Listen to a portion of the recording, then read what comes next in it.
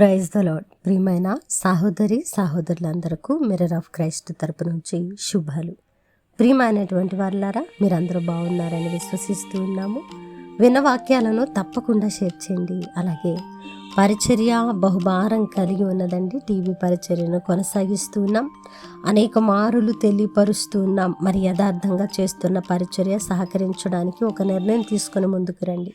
ఇక్కడ మీరు విత్తితే తప్పకుండా ఫలిస్తారని చెప్పడానికి సంతోషిస్తూ ఉన్నాను.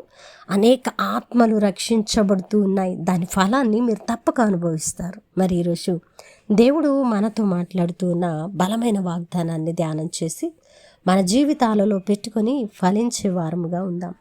సామెతలు గ్రంథము 16వ అధ్యాయము 3వ వచనము. నీ పనుల భారము యెహోవా మీద నుంచుము, అప్పుడు నీ ఉద్దేశాలు సఫలమగును.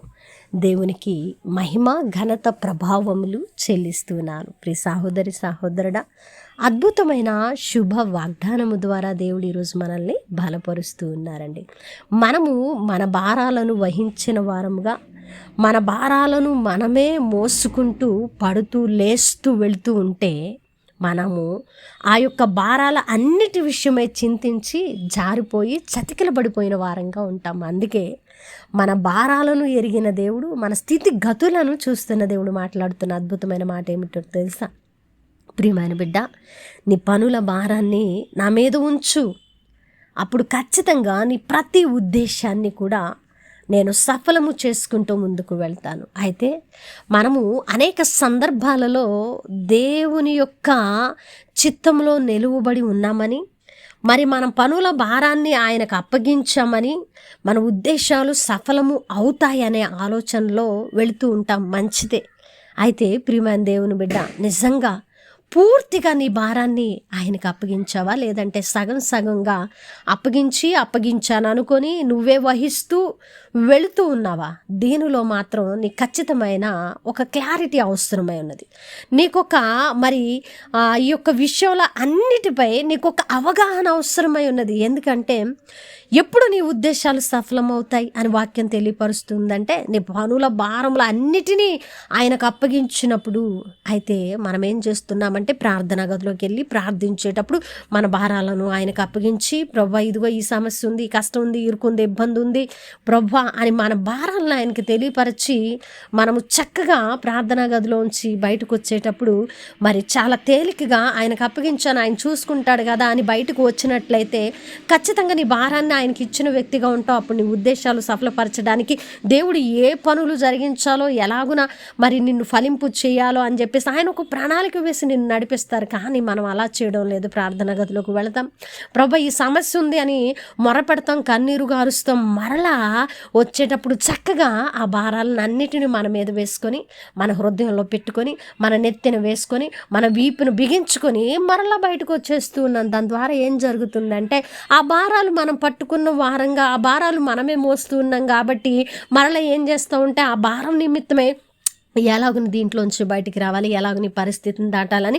మనం సొంత నిర్ణయాలు చేసుకుంటే ఏం చేస్తామంటే ఆ భారాల గురించి ఆలోచన చేస్తూ ఉంటాం.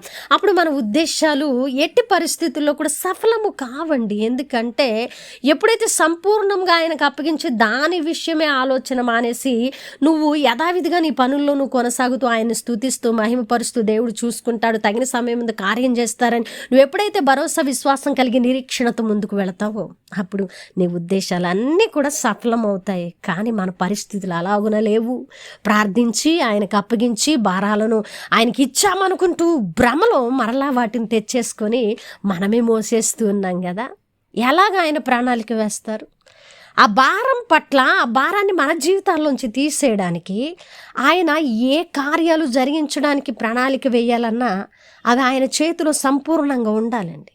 ఆయన చేతిలో సంపూర్ణంగా పెట్టక, నీ చేతుల్లో సంపూర్ణంగా పెట్టుకోక, అక్కడ సగం పెట్టి ఇక్కడ సగం పెట్టి అటు ఇటు కాలేసి అక్కడ దేవుని చిత్తాన్ని నెరవేర్చనీయకుండా, దేవుణ్ణి పని చేయనివ్వకుండా, నువ్వు పని చేయకుండా నువ్వు మధ్యలో మిగిలిపోతున్నావు. కాబట్టి నీ పనులు అనేవి జరగడం లేదు, నీ ఉద్దేశాలు అనేవి సఫలపరచబడము లేదు. ఈరోజు లోతైన విషయాన్ని దేవుడు తెలియపరుస్తున్నారు. కాబట్టి కాబట్టి ఈరోజు నీ పరిస్థితి ఏంటో నాకు తెలీదు.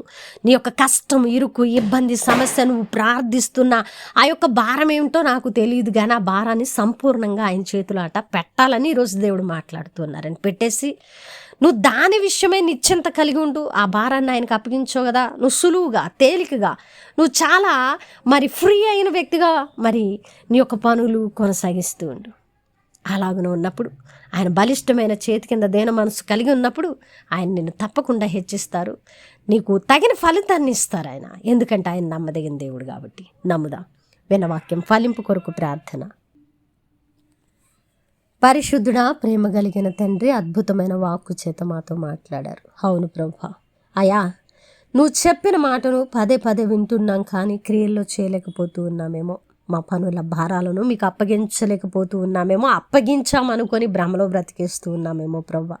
అందుకే ఈరోజు సూటిగా మాతో మాట్లాడారు. అవునయ్యా, నా భారాన్ని నీకు ఇచ్చాను, నా భారం పట్ల నువ్వు కార్యం చేస్తావు ప్రభువా, ఇంకా నాకు దానికోసం అవసరం ఏంటి అని ఎవరైతే ప్రభువా నాయన సరళంగా తండ్రి సులువుగా తమ పనుల్లో తాము కొనసాగుతామని ఈరోజు నిర్ణయం తీసుకున్నారు, వారి పట్ల వాగ్దానాన్ని నెరవేర్చండి. ఇంకా భారాలు మీకు అప్పగించామని ఆలోచన చేసి మరలా భారాల విషయమైన ఆయన చింతిస్తూ పడిపోతున్న వారిని జ్ఞాపకం చేసుకోండి తండ్రి. వారి విషయమై ప్రభువా వారి హృదయాలను సరిచేయమని ప్రార్థిస్తున్నాను.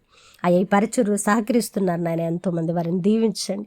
ఇంకా అనేక అవసరతలు ప్రభువా తీరవలసి ఉండగా అనేకులను మీరు నడిపించండి. ఇటు టీవీ పరిచర్ను దీవించండి. అనేకులు ఆశీర్వాదకరంగా ప్రభువా ఆత్మీయంగా ఫలిస్తూ ఉండగా దీవెనకరంగా ఇంకా ముందుకు నడిపించమని ప్రార్థిస్తున్నాను. నన్ను కూడా బలపరచండి, పరిచర్యను విస్తరించండి. చేసిన ప్రార్థనకు దీవెన జవాబిచ్చారని నమ్ముతూ ఈ ప్రార్థన నజరేయుడైన యేసుక్రీస్తు నామమున సమర్పించి అడిగి వేడుకుంటున్నాము తండ్రి, ఆమేన్. ప్రియమైన దేవుని బిడ్డలారా, విన్నవాక్యాన్ని తప్పకుండా షేర్ చేయండి, పరిచర్యకు సహకరించండి. దేవుని చిత్తమైతే మరలా కలుసుకుందాం. దేవుడు దీవించునుగాక. ఆమేన్.